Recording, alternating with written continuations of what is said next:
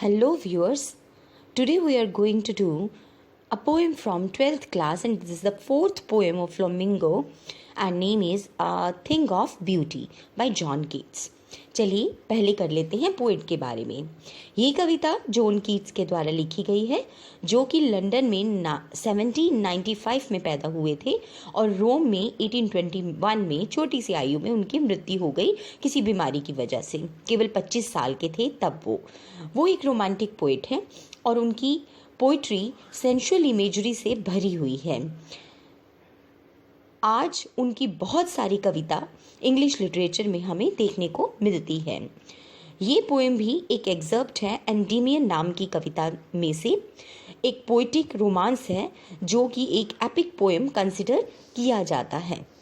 अब जान लेते हैं इस पोएम के बारे में, इसकी बैकग्राउंड के बारे में। ए थिंग ऑफ ब्यूटी एक ग्रीक माइथोलॉजी के ऊपर बेस्ड है, जिसमें कि एक शेपर्ड जिसका नाम एंडीमियन था, वो अपनी लव डायना की तलाश में भटक रहा था और किस तरह से वो एक लड़की अर्थली मेडन के प्यार में पड़ जाता है और बाद में वही डायना प्रूव होती है। Now let us know about the poem, what is about. A thing of beauty एक एग्जर्प्ट है जॉन कीट्स के द्वारा एंडीमियन पोएम जो कि लिखी हुई थी उसी में से। इस पोएम में ग्रेट रोमांटिक पोएट हमें एक मैसेज देते हैं कि जो थिंग ऑफ ब्यूटी है वो सदा के लिए एक जॉय है, उससे हमेशा हमें एक खुशी मिलती है। आपने एहसास किया होगा कि कहीं भी आप घूमने गए होंगे, जैसे नैनीताल, डलहौजी, तो उसकी यादें अभी भी आपके दिमाग में ताज़ा हैं। तो जब भी आप अकेले में आइसोलेशन में बैठते हैं, रिकैप्चुलेट करते हैं उन मेमोरीज को, तो आपको एक बहुत खूबसूरत सा आनंद मिलता है। तो ये आनंद इसलिए नहीं कि आप अभी भी उस स्थान पर हैं, वो जॉय जो है वो कभी भी खत्म ना होने वाला है, इसीलिए वो जॉय हमेशा बढ़ता ही जाता है। कवि कहते हैं कि जो भी हमारी डार्क स्पिरिट्स के ऊपर अनहैप्पीनेस का कवर चढ़ा हुआ है, ये जो थिंग ऑफ ब्यूटी का जॉय है ये उसको भी रिमूव कर देता है। और इसी तरह से जो अर्थ की ब्यूटीज़ हैं वो हमेशा लवलियर होती जाती हैं और वो अनहर्ड, अनरेड या रेड और हर्ड स्टोरीज से भी ज़्यादा लवली हमारे लिए होती हैं। Now let us start the poem. A thing of beauty is a joy for ever. Its loveliness increases. It will never pass into nothingness, but will keep a bower quiet for us and a sleep full of sweet dreams and healthy and quiet breathing. चलिए अब कर लेते हैं जो इसके अंदर difficult words के meanings हैं वो। सबसे पहले forever, जिसका अर्थ है ऑलवेज। लवलीनेस मीन्स ब्यूटी यानी कि सुंदरता। Pass into means turn into. Nothingness a thing of no value. उसके बाद बावर जो सबसे इंपॉर्टेंट वर्ड है और थोड़ा डिफरेंट लगेगा आपको। A pleasant place in the shade under a tree. Quiet means silent. In lines में कवि कहता है कि जो ब्यूटी है वो हमेशा बढ़ती ही जाती है। नेचर की ब्यूटी कभी भी फेड नहीं होती, बल्कि जैसे जैसे समय बीतता है तो ब्यूटी जो है नेचर की वो और भी ज़्यादा बढ़ती जाती है। ये कभी भी नगण्यता में परिवर्तित नहीं होती, लेकिन ये हमें एक शांत लता मंडल प्रदान करती है और ये मधुर सपनों से भरी हुई है, स्वस्थ और शांत श्वसन से भरी नींद भी हमको देती है। तो ये मीनिंग है इस स्टैंजा का।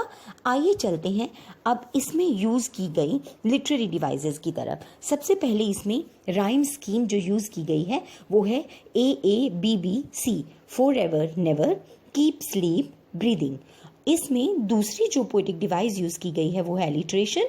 यहाँ पे use of consonant sounds at the start of two words which are very close in series, जैसे स्लीप, स्वीट, स साउंड का बार बार इस्तेमाल किया गया है।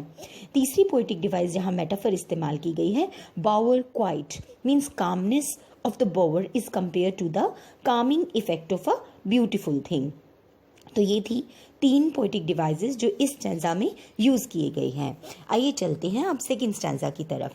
Therefore on every morrow are we reading a flowery band to bind us to the earth, spite of despondence, of the inhuman dearth, of noble natures, of the gloomy days, of all the unhealthy and over-darkened ways, made for our searching, yes, in spite of all, Some shape of beauty moves away the pall from our dark spirits. अब यहाँ जो difficult words आए हैं उनको देखिए. मोरो इसका मतलब है द फॉलोइंग डे, अगला दिन.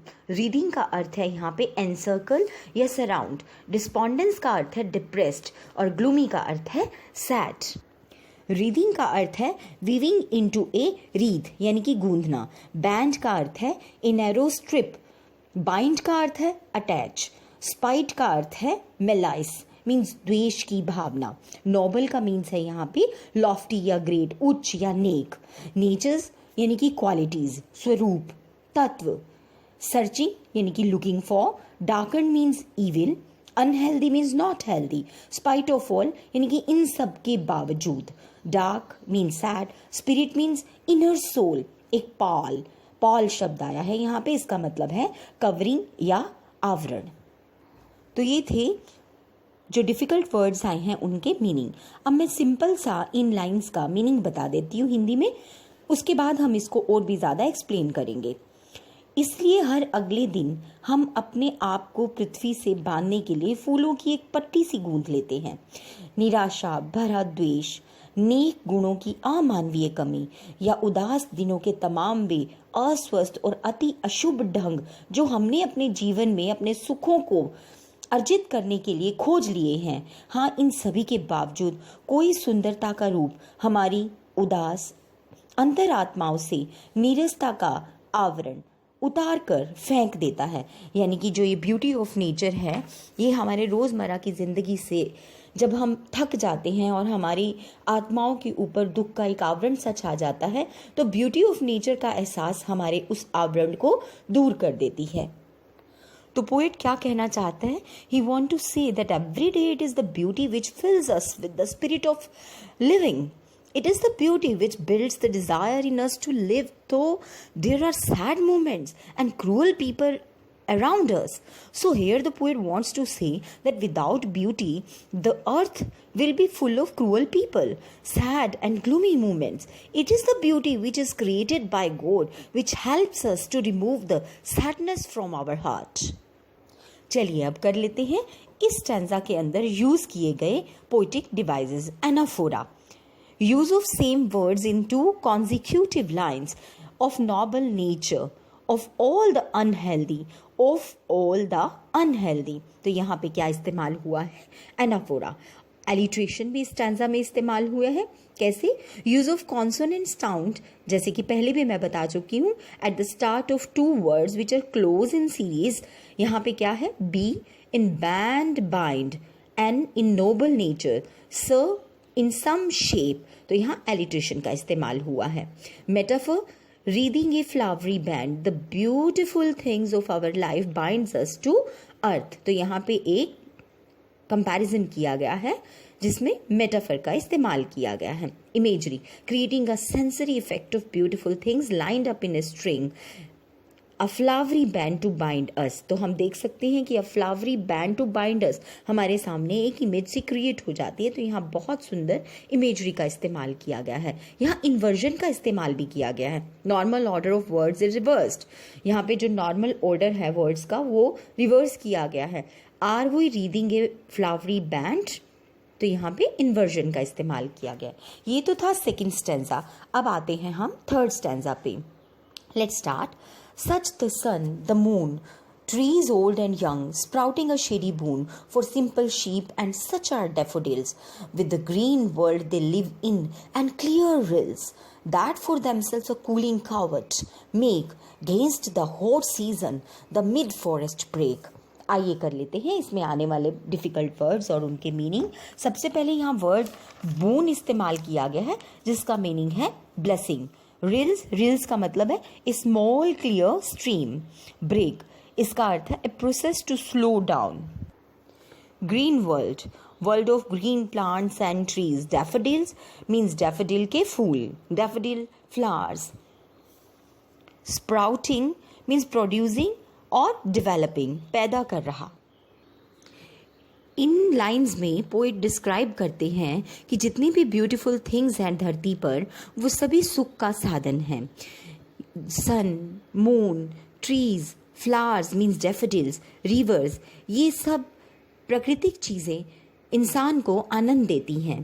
पोइट कहते हैं कि ये धरती पर रहने वाली क्रीचर्स के लिए ब्लेसिंग्स हैं। वो फिर कहते हैं कि ट्री हमें शेड प्रोवाइड करता है, फ्लावर्स की ब्यूटी और रिवर्स की ठंडक हमें हॉट समर से बचाती हैं, और ये सारी नेचर की ब्यूटीज़ जो हैं वो हमारे लिए एक वरदान के समान है। अर्थात सूर्य, चंद्रमा और पुराने युवा पेड़ साधारण भेड़ों के लिए एक छायादार वरदान पैदा करते हैं, और इसी प्रकार से डैफोडिल के फूल जो हरियाली दुनिया के बीच में रहते हैं, और स्वच्छ छोटी सी सरिताएं जो गर्म मौसम के लिए स्वयं अपने लिए एक ठंडा आश्रय प्रदान करती हैं। अब कर लेते हैं आने वाले लिटरेरी डिवाइसेस जो इस स्टैंजा में यूज़ किए गए हैं। सबसे पहले कॉन्सोनेंट साउंड्स जो हैं जो स्टार्ट होती हैं वर्ड्स के इनिशियल पोजीशन पे, वो है स्प्राउटिंग शेड स और कूलिंग कवर्ड क। तो ये कौन सी डिवाइस हुई, मैं पहले भी बात कर चुकी हूँ, एलिट्रेशन। इमेजरी का बहुत ही खूबसूरत इस्तेमाल किया गया है। Trees giving shade, sprouting shady boon, growing process of daffodils, daffodil with the green world they live in, clear rills streams, clear rills, इन सब की पिक्चर हमारे आंखों के सामने बन जाती है। सबसे पहले स्प्राउटिंग शेडी बून की, फिर daffodil with green world they live इन, फिर उसके बाद क्लियर रिल्स की। तो यहाँ इमेजरी का बहुत ही सुंदर इस्तेमाल किया गया है। एंटीथेसिस यानी कि ओल्ड एंड यंग, दो वर्ड्स जो कि एक दूसरे के ऑपोजिट हैं और प्लेस टुगेदर किए गए हैं, तो ये क्या है, एंटीथेसिस का इस्तेमाल किया गया है। तो ये था लिटरेरी डिवाइसेस जो इस स्टैंजा के अंदर यूज की गई थी। अब करते हैं हम आगे की poem. Rich with the sparkling of fair musk rose blooms and such too is the grandeur of the dooms we have imagined for the mighty dead all lovely tales that we have heard और read, an endless fountain of immortal drink pouring unto us from heaven's brink। चलिए अब कर लेते हैं इस stanza में आने वाले डिफिकल्ट वर्ड्स के मीनिंग। सबसे पहले यहाँ आया है sprinkling means scattered, rich means grand या शानदार, फेयर का मीन्स ब्यूटीफुल या सुंदर, मस्क रोज, ब्लूम्स का अर्थ है फ्लावरिंग, ग्रैंडर का अर्थ है मैग्निफिशेंस, डूम्स का अर्थ है रून्स, mighty means powerful, dead persons, tales means stories, immortal that lives forever and never dies, अमर जिसे हम कहते हैं, pouring onto means उड़ेलना, heavens का अर्थ है यहाँ पे of paradise यानी कि स्वर्ग के, brink का अर्थ है corner।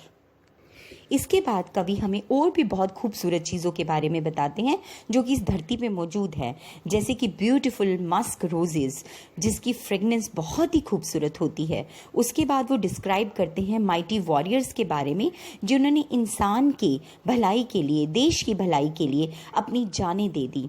और फिर वो बताते हैं हमारे लिए ये ब्यूटीफुल थिंग्स जो हैं वो भगवान का एक तोहफा है, नायाब तोहफा है। ये सब चीज़ें इमॉर्टल है और हमें एक रीज़न प्रदान करती हैं कि ज़िंदगी में इतने दुखों के बावजूद भी हम खुश होकर जी सकते हैं। इसको थोड़ा सा और एक्सप्लेन करना चाहूँगी। जंगल के बीच उगी हुई झाड़ियाँ जो सुंदर कूजों के फूल से वहाँ बिखरे पड़े हैं, और इसी प्रकार तबाही का वह वैभव जिसकी हम अपने शक्तिशाली मरे हुओं के लिए कल्पना करते हैं। हमारी सारी खूबसूरत कहानियाँ जो हमने पढ़ी या सुनी हैं, स्वर्ग के किनारे से अमरता का पेय एक सुंदर अनंत फव्वारे से फूटते हुए हमारे अंदर प्रवेश कर रहा है।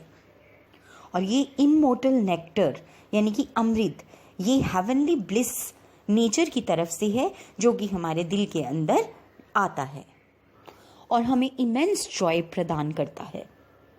आइए अब कर लेते हैं स्टैंजा के अंदर आने वाली पोएटिक डिवाइसेस को, लिटरेरी डिवाइसेस को। सबसे पहले इसमें अलिट्रेशन का इस्तेमाल किया गया है। Use of consonant sound at the start of two words which are close in series, H, ह, इन, हैव, हर्ड, ह। मेटाफर, यहाँ पे मेटाफर का इस्तेमाल किया गया। Immortal drink, beautiful object of nature are for ever like a never ending portion of a drink, immortal drink. तो drink कैसा है, इमोर्टल। राइम, यहाँ पे राइम स्कीम जो है वो हर स्टेंजा में for ever, never, keep, sleep, dead, red ये इस्तेमाल की गई है। इसके बाद यहाँ इस्तेमाल होता है इमेजरी का। इमेजरी तो बहुत ही ज़्यादा खूबसूरत इस पोएम के अंदर इस्तेमाल की गई है। Bushes full of musk roses, अब आपके सामने क्या आंखों के आगे बनता है? Bushes full of musk roses, sprinkling of fair musk rose blooms. Book describing valor of fighters, grandeur, mighty dead. God providing us with best things means pouring from the heaven blink. इसका अर्थ है God providing us with best thing. तो हमारी आंखों के आगे ये तस्वीर बिल्कुल बन जाती है. तो लास्ट में जॉन कीट्स इस पोएम के माध्यम से जो हमें मैसेज देना चाहते हैं, मैं वो कन्वे करना चाहूँगी. जॉन कीट्स ब्यूटी के वर्शिपर हैं और a thing of beauty is a joy for ever, ये मैसेज हमें देते हैं और बताते हैं कि beauty never fades nor is it devalued, it never passes into nothingness. A thing of beauty removes away the pall of sadness and sorrow and gives us joy and pleasure. I hope कि आपको ये poem बहुत अच्छे से समझ आई होगी. Difficult words, literary devices, explanation से आप खूब फ़ायदा उठाएंगे और इस पोएम को अच्छे से समझेंगे, सुनेंगे और उसको प्रैक्टिस करेंगे. Thank you and have a nice day.